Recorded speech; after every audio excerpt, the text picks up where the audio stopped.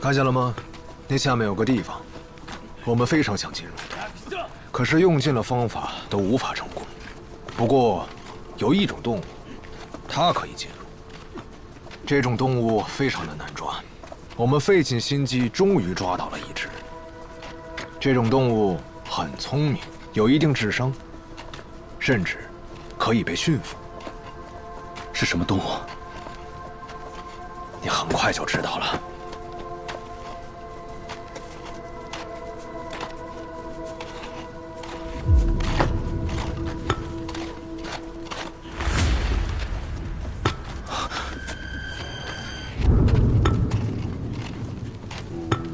401。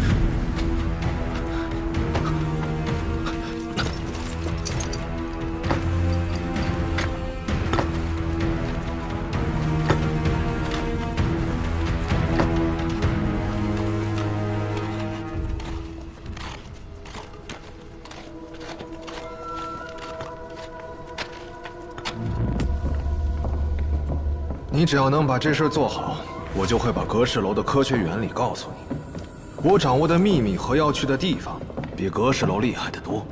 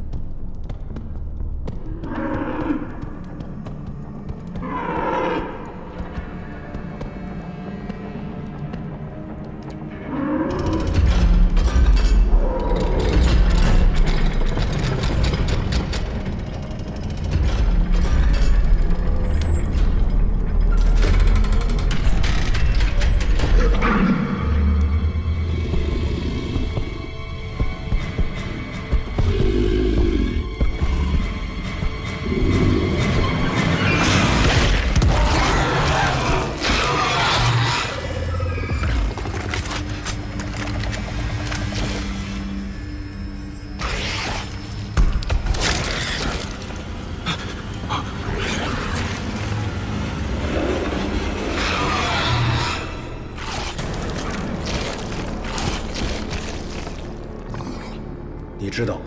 为了抓住他，我们牺牲了100多名大日本的头鸟。那个时候我们的照明设备不够，在黑暗里无法发现他，只能在摸索中进行抓捕。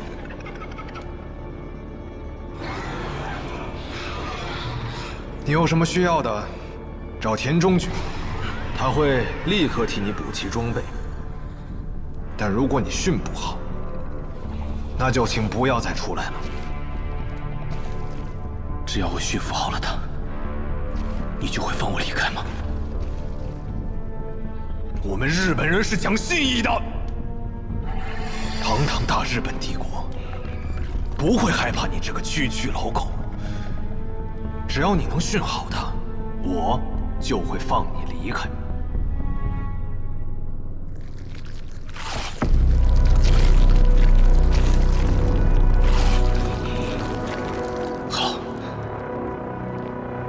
会驯服好他的，期待您的成果。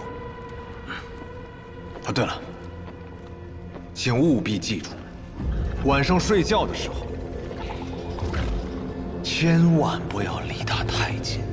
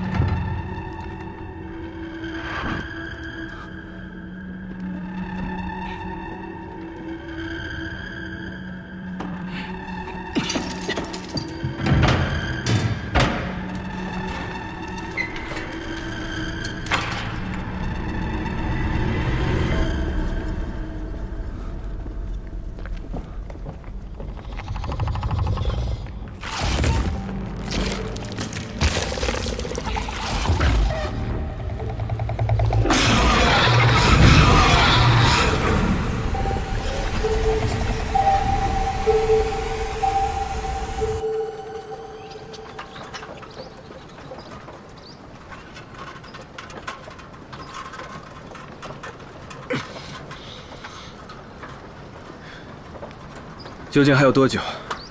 应该差不多还有1里地吧。你不会耍我吧？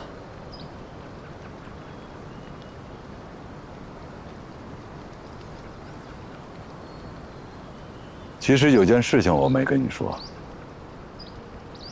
什么事？我就是葛氏老祖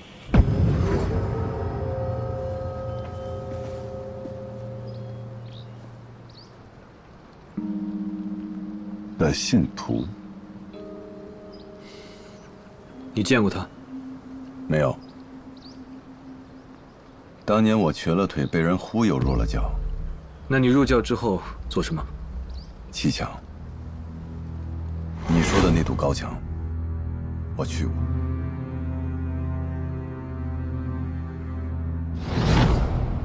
那栋楼的事情，你知道多少？其实什么都不知道，我只干了2天就走了。因为我当时意识到，那楼里肯定发生过什么大事，所以他们才要砌墙封锁整个楼。当然了，我也是因此才知道，葛氏楼下面有一条地下暗河。所以你对这个教尚未了解，你就走了？我不走干什么呀？再说了，葛氏老祖要真有那么大的本事，早该看出来那楼里要出事，还用得着我们去砌墙封锁整个楼吗？三爷果然迅速看透，难得。我腿虽然瘸，但是这儿不瘸。走吧。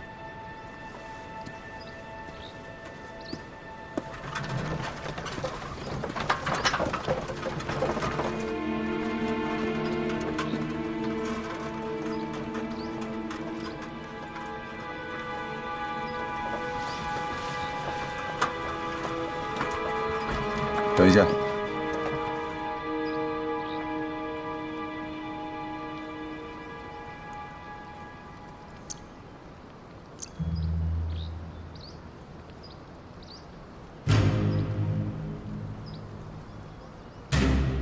这边叶子上的露水多，潮气重。走这边。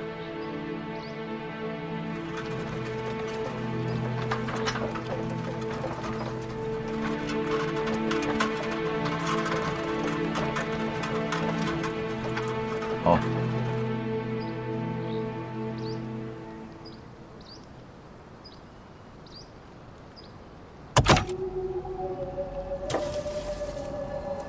把它点燃，让烟走一走。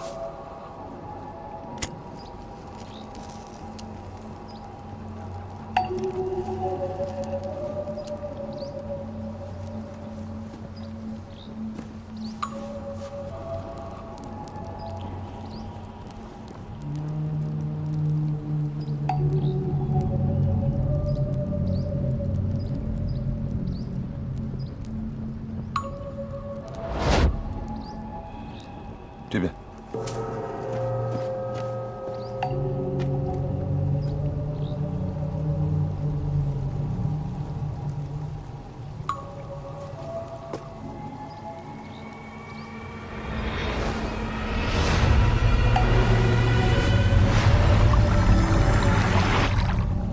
这里有水声，水流湍急，应该是地下暗河。那它应该就是葛氏楼下面这条了。但是日本人是不是从这儿走的，我可不敢说呀。这儿土松石散，如果要爆破，很有可能坍塌。三爷专门引路至此，应该有你的法子。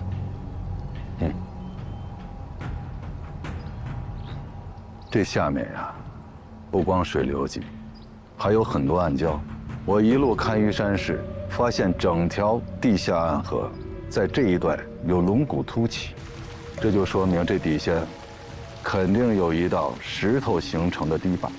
三爷不用下去，就了解地下暗河里面的情况，果然是老瓢把子。这还不简单吗？你看这一路山势走向，有下岭蛇和水龙交叉，交叉的位置必有石坝呀。那从上游河中流下来的物件，必然会冲击到这个位置。这个死贼啊，是老一辈淘金客的法子。你把它从这个缝隙中顺下去，如果日本人从上游丢下过任何铁的物件，都会被他吸上来。当然了，这个法子到底管不管用，也得看佛爷的手法和运气。这个手法是三爷的绝活，我就不在你面前班门弄斧了。哎，不行，我最近痛风，手腕痛得很。你来吧。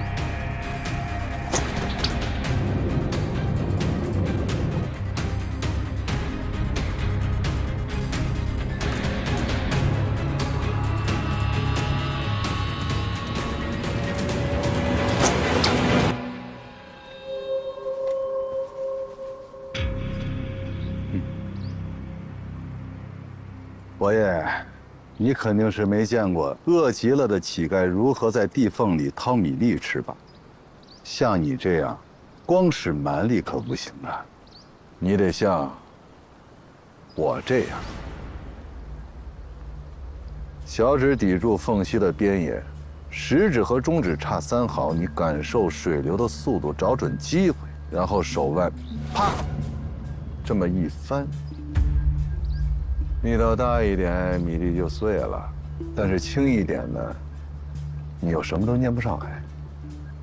当年我在长沙街头就是靠这手绝活，在臭水沟里活了3年。不过没关系，时间、磁铁有的是，慢慢练。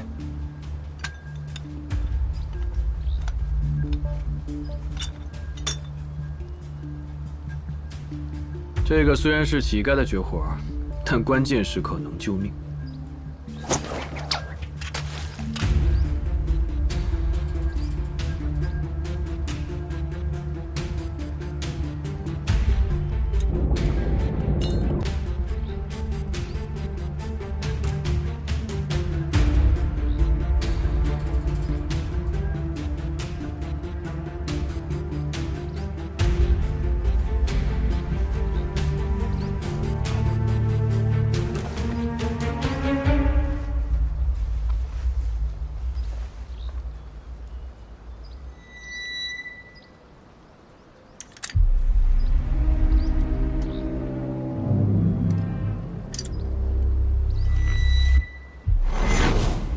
远东开荒纪念章，日本人果然从下面走的。既然这样，这条河到底通向哪里？我的人会帮你查清楚的。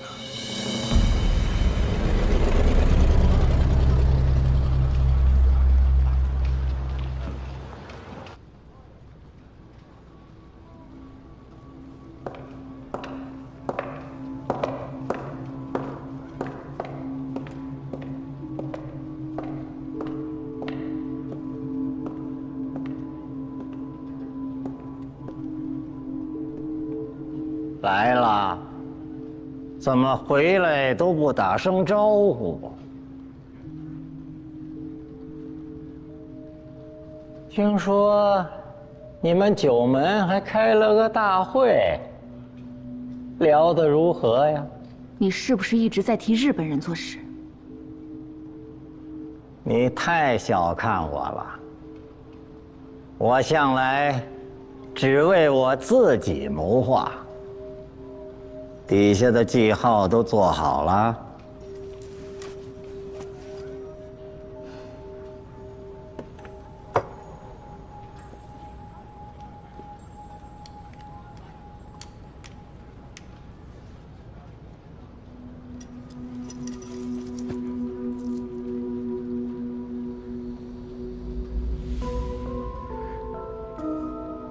老当家果然厉害呀！居然能找到这个，那我就不要下去了。看来这的确是你想要的东西。这到底是什么？你自己带出来的，你不知道这是什么吗？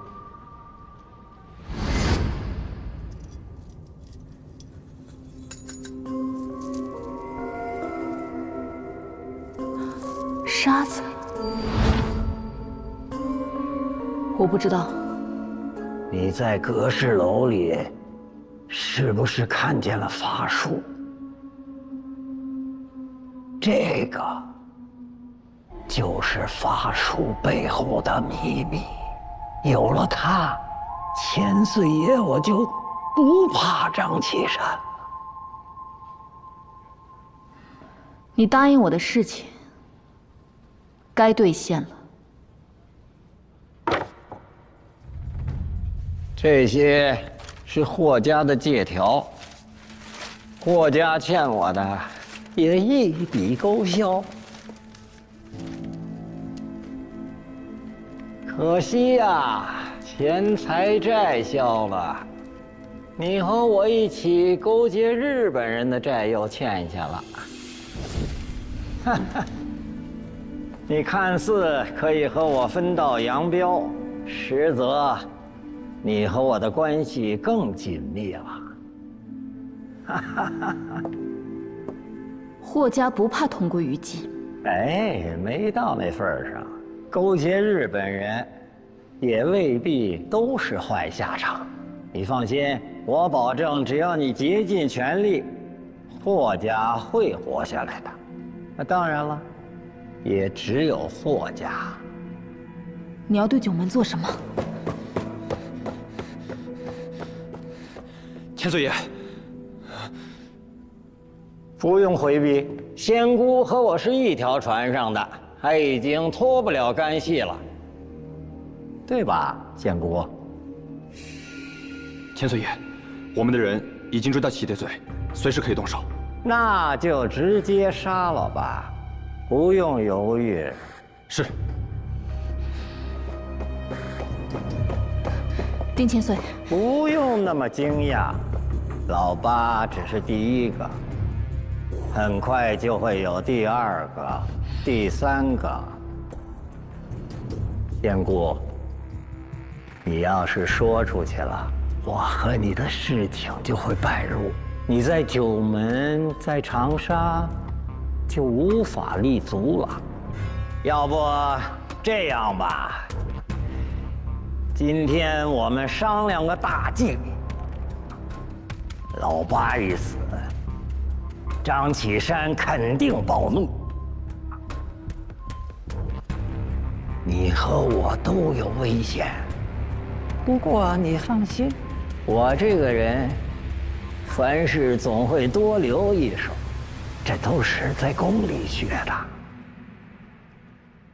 有你带出来给我的这个宝贝，我和鸠山美智都会是张启山的克星。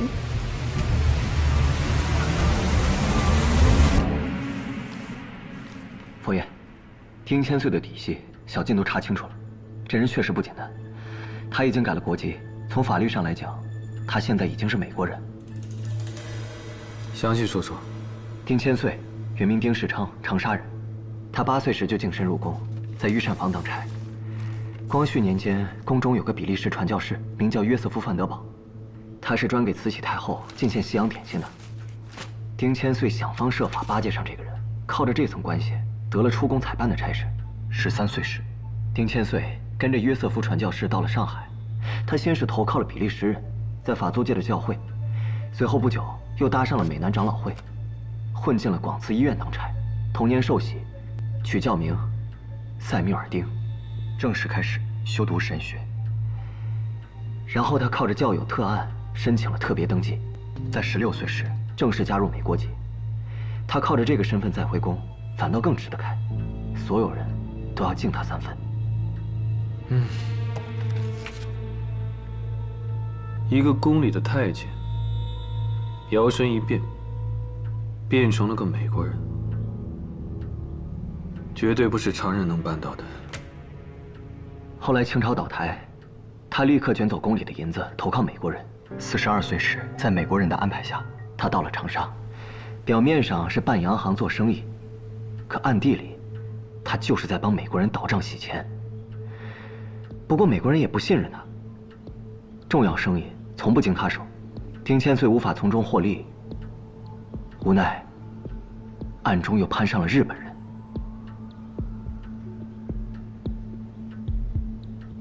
一面星挑起，一面膏药起，动它，恐怕会牵动两国领事馆。佛爷，还有一件事，他现在不在太和楼，我们一出阁氏楼，他就立刻搬到了百花慈心堂，之后就再也没露过脸。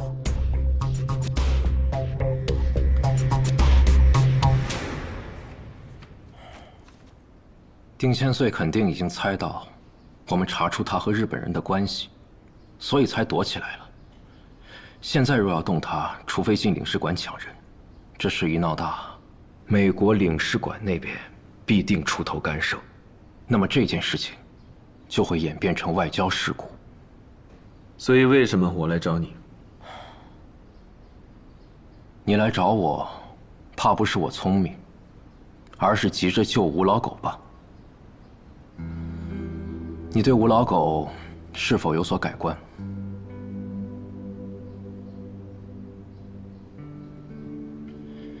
你不妨先说说，现在你认为的吴老狗是什么样的，和之前有什么不一样？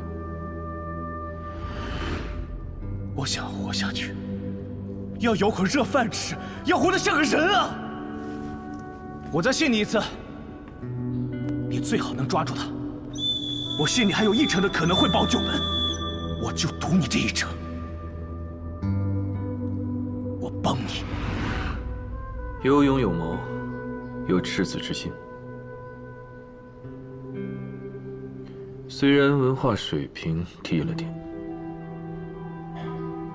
此番要动丁千岁，按照你以往的性格，绝对不会如此的冒进。你已经赞同我的想法了。五爷对九门很重要，确实很重要。所以，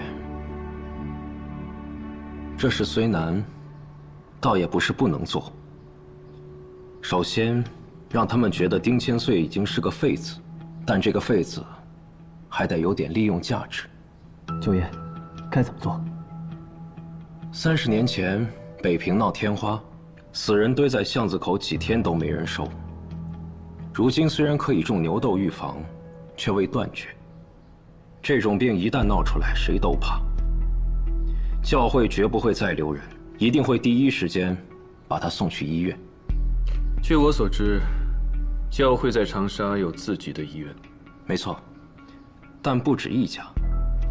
其中一家圣玛利亚医院归洋人管，另一个普济医院。名义上虽然也归属教会，但实则是地方官办。只要丁千岁被送去的是普济，人出了教会的地盘，就是咱们说了算了。要丁千岁真的得天花不容易，但是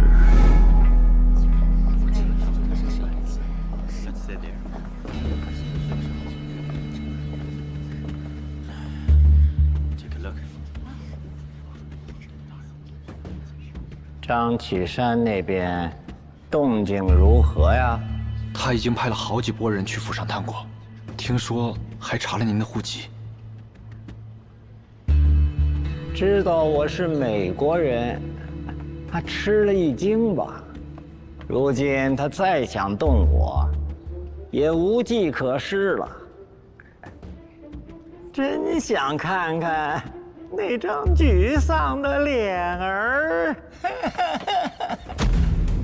纸上涂的是麝香草乌软膏，味道神似米浆，一旦贴身，药性便会慢慢渗透，3、5日后起泡红肿，症状乍看与天花无异。什么人都能进我身呀？啊！要是张启山的人，是不是我已经死了？睁大你的狗眼，臭奴才！是。第1天，接下来，佛爷只需安排人手在教堂附近放出风声，就说有人刚从天花疫区回来，不出几日，长沙就会人心惶惶。到时候丁千岁是否真的染病，一点都不重要。美国人肯定不会让他继续留在教堂里。没错，但现在只有一个问题：如何让他们签字，把丁千岁送到菩提医院呢？这件事，我会帮你办妥。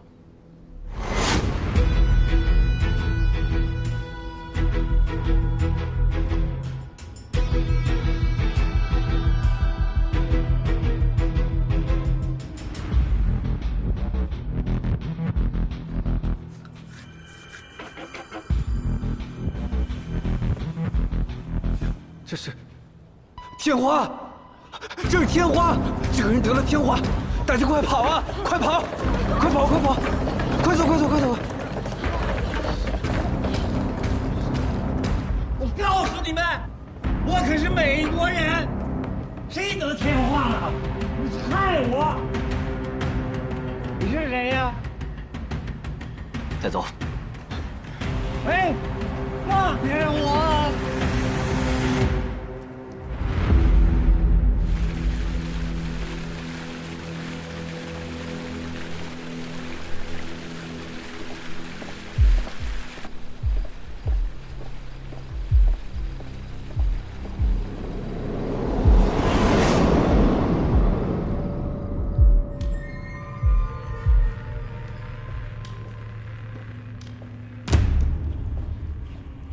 张启山，你设立私狱，扣押美利坚公民，这是死人罪！放我出去！放我出去！你喊再大声也没用，不会有人知道你在这儿。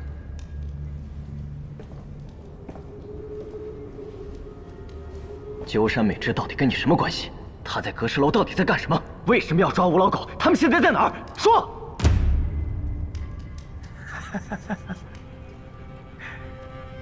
张启山，你不用想着吓唬我，宫里多脏的手段我都见识过呀。我年纪大了，经不起折腾。一旦我死了，美国人不会放过你。哈哈哈哈哈哈！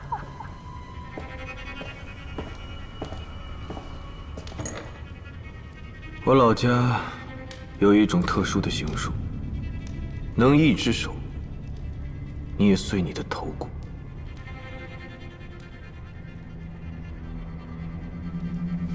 当头骨裂开，无论一个人的意志力有多强，他都承受不了这种痛苦。从这一刻开始，你会感觉骨头被一个巨大的铁钳夹住，你的脑袋就像不断被充气的气球一样，从内到外一直膨胀。接下来，你会听到啪嗒啪嗒的声音，这是你的血管一根一根在爆开。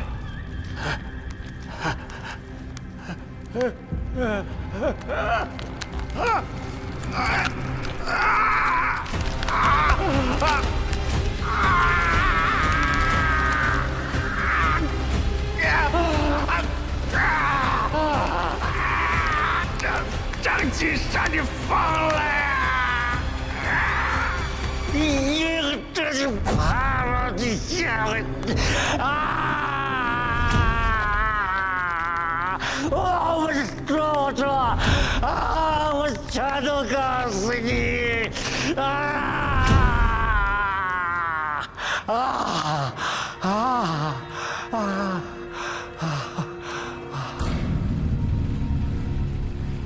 我呀，原本不想和日本人牵扯。早年，他们扶清自重，打着中皇的旗号，结果呢，转头就逼朝廷割地赔款。这等两面三刀之辈，千岁爷我能信他们吗？你们是如何搭上的线？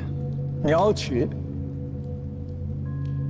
鸠山美智的上司，鸟取鸟居，是他亲自来找我的。长沙地底有一秘处极其重要，我的人被困在下面。张启山把持着九门，杀光了特务。我需要一个中国人在上面接应。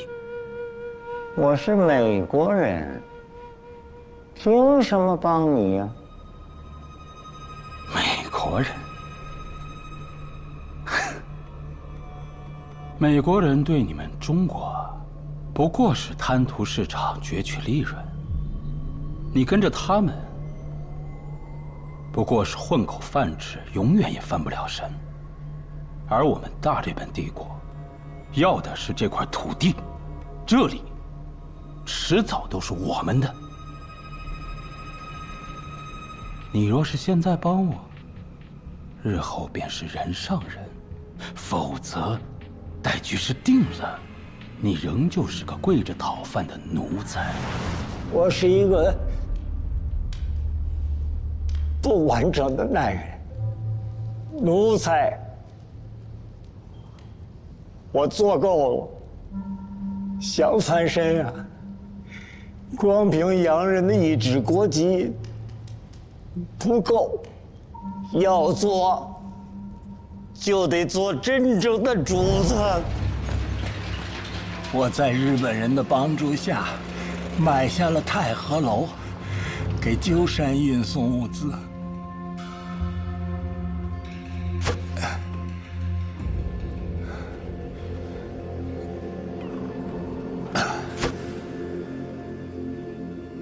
长沙的地下竟然真的有人，非常神奇。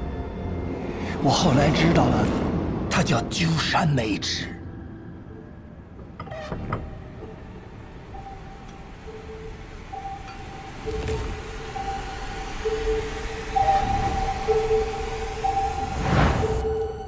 关于阁氏楼，鸠山还跟你说过什么？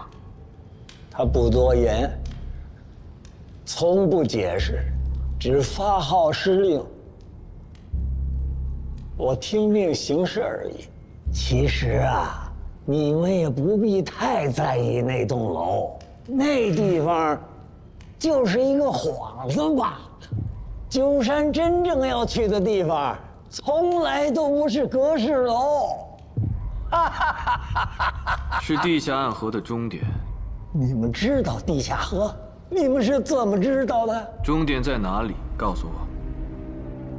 湘西，我只知道那个地方大概在湘西。他们做了很多事，都是为了去那个地方。湘西到底有什么？难道还和阁氏老祖或者殷长生有关？鸠山到底想干嘛？我不知道啊，这些都是我分析出来的呀。我不傻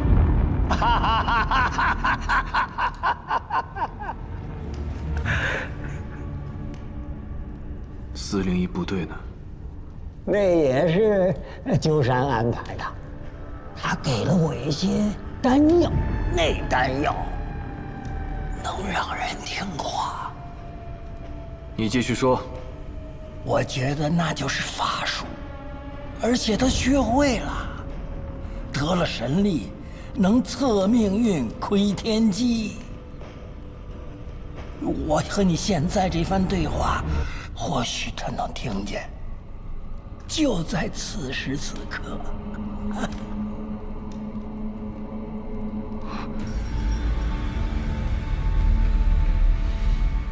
你知道的，肯定不止如此吧？和鸠山美智这么多年配合。我早就发现了，阁氏楼里有法术的原因，可他那总说那不是法术，而是科学。去他的吧！法术的原理是什么？说出来，可以让你将功补过。张启山，你太高估你自己了。我既然知道法术是怎么回事，我就有能力倒转时空。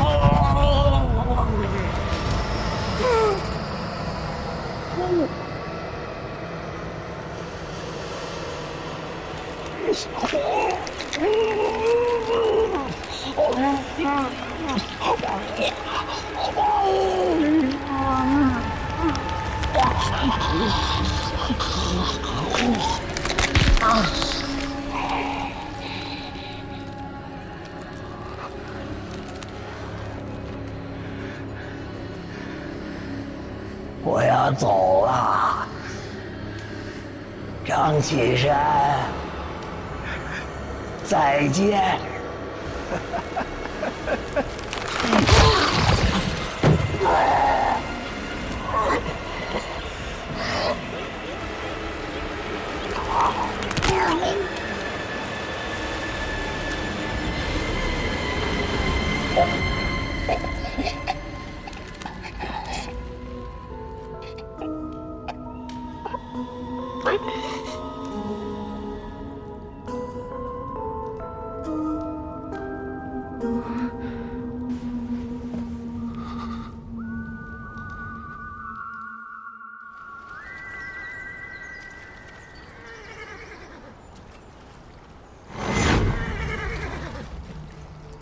哎，过来，过来，过来！哎，大哥，已经过了关卡了啊！你现在应该告诉我，为什么要花钱混入我们商队？啊？哎呦，这如今世道这么乱，这土匪又横行，跟着你们走，能安全一些。你说这样的屁话，你以为我会相信吗？赶快滚！哎呦，大哥，这个，哎，我给你交个底儿吧。其实啊，因为我看你顺眼，啊，哎，日子是不好混啊。哎，不过你放心，我既然收了你的钱，我肯定会替你保密。汉口我熟得很，到时候啊，给你找几个逃亡的好去处啊。哎呦，谢谢大哥，谢谢。哎，大哥，我这个多嘴啊，再问一下，就是您有没有去过西山呢？我听说上面有个老道观，我想去看看。巧得很，我们每一次走货呀，都要绕一趟西山去捡罐子。捡罐子？对呀，那道观是隔世仙所建，传说他能操控时间，仙徒们就想出个百年藏宝的法子。将好酒好茶封入法罐，埋在道观，再请老祖施法，顺度100年。待挖出时，陈酿已100年，粗茶变金液。所以我们常去西山碰运气。哎呀，可惜多半是破烂。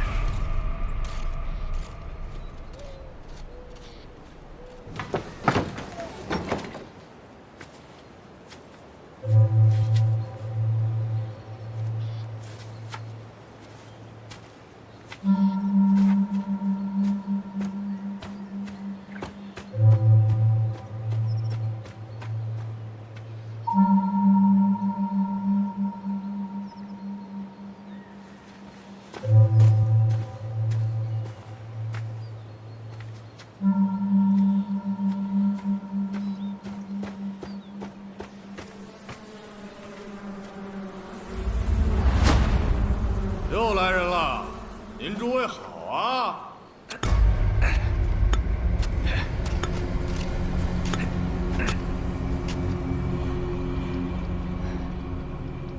哎呀，今天来捡罐子的人还真不少。兄弟，这一块被我们占了，你们要捡呢，去那边啊。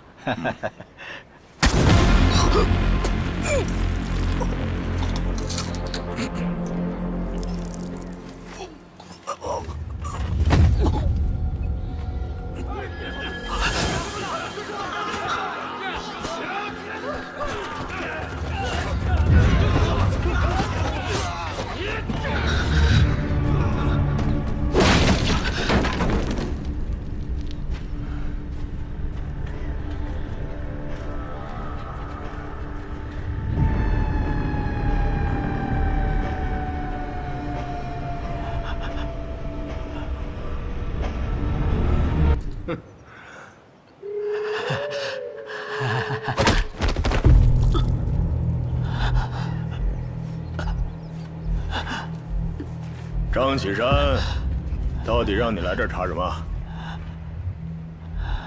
不如你现在就给自己算一卦，就算你怎么死的。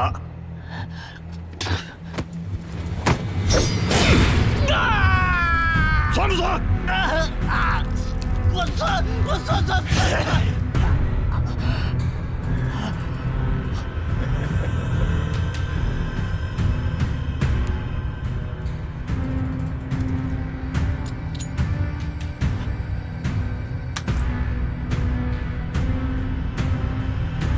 怎么样？卦上说你怎么死的？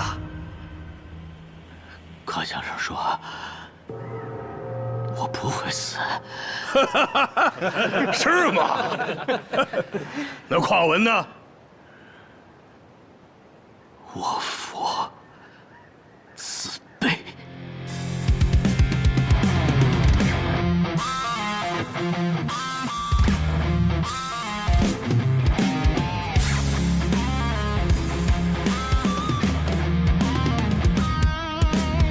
被乱世包围，野火中巡回，时不准这方城市进退。江湖的道义，天下的安危，要怎么做才不算有愧？宿命我无畏，临出又上追，手一程不退，不悔不愧。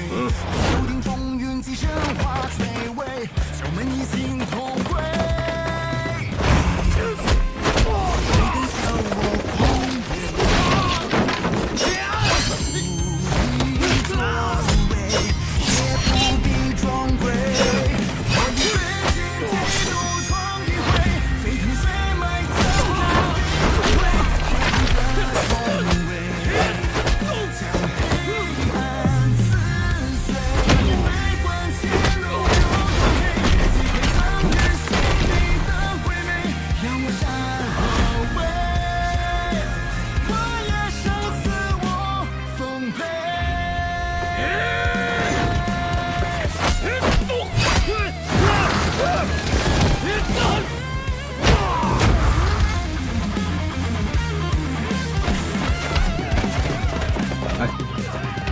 别去了，佛爷最近心情不好，让他发泄一下吧。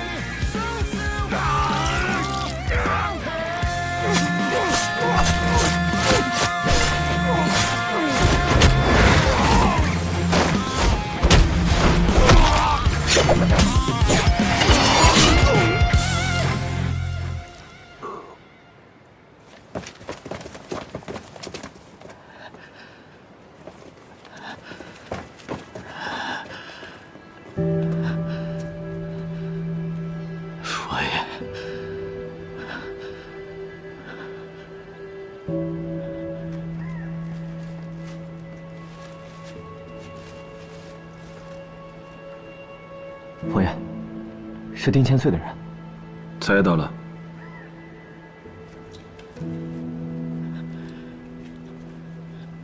佛爷，疼死了。你上次算出来，只要我对你凶，你就能躲过一劫。果然算得准。现在算躲过了吗？可能还没有。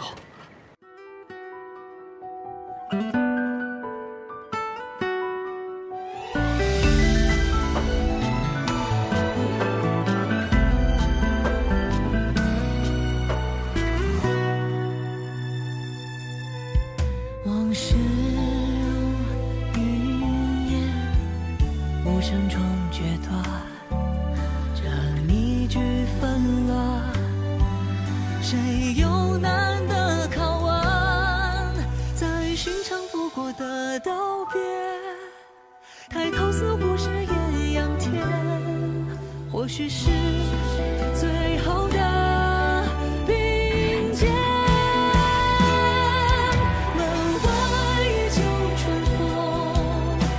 谁一去匆匆，身在剧中，惊浪无声，谁独行冥冥之中。家国经年如梦，曲中有谁在等？含笑相送，再赴一场来日珍重。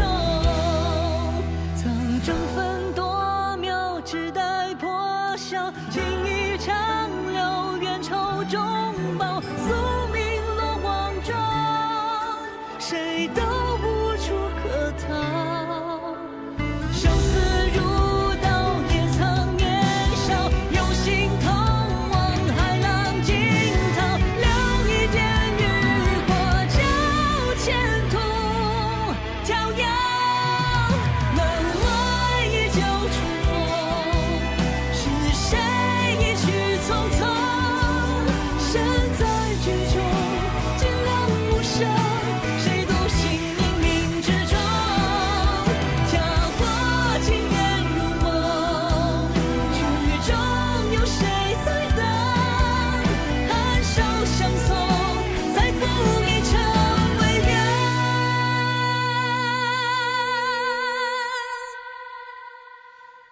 来日珍重。